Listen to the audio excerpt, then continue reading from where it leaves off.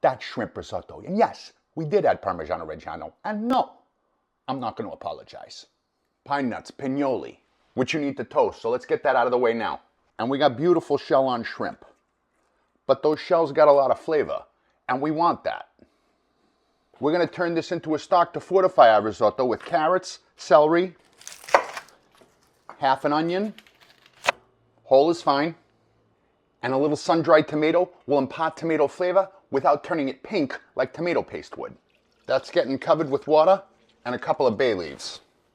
We're going to start by blooming a couple cloves of garlic and parsley stems, in olive oil of course, and maybe a little pepperoncino. Why not? Remember that other half an onion? A little salt and pepper. We got to let these cook. Arborio rice is a short grain rice, known for its starchy exterior, but it requires toasting first. This isn't like long grain rice. You never rinse it first. You want to coat that rice with the olive oil and toast it. Once it's toasted, you want to deglaze with wine. We're going to use Shaoxing cooking wine today. Shaoxing cooking wine and garlic chives, magic combination. Once all that wine's absorbed, time to start ladling in that hot stock. The key to making creamy risotto is adding hot stock a little at a time and stirring. You want to add salt right in the beginning so it gets into the rice. See those tiny bubbles? Time to add more stock. And those parsley stems did all they're going to do. They can come out. What I'm about to do now is very controversial, I know. But you save your Parmesan rinds, right? Why don't you throw one in there? I know what you're thinking. Seafood and cheese is a no-no. Calm the down. See how creamy? And that rice is tender. Time to add the shrimp and the garlic chives.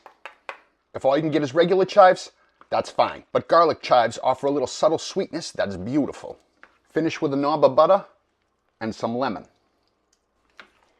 And when those shrimp are cooked through, shut the heat off. You're done. This is a meal by itself.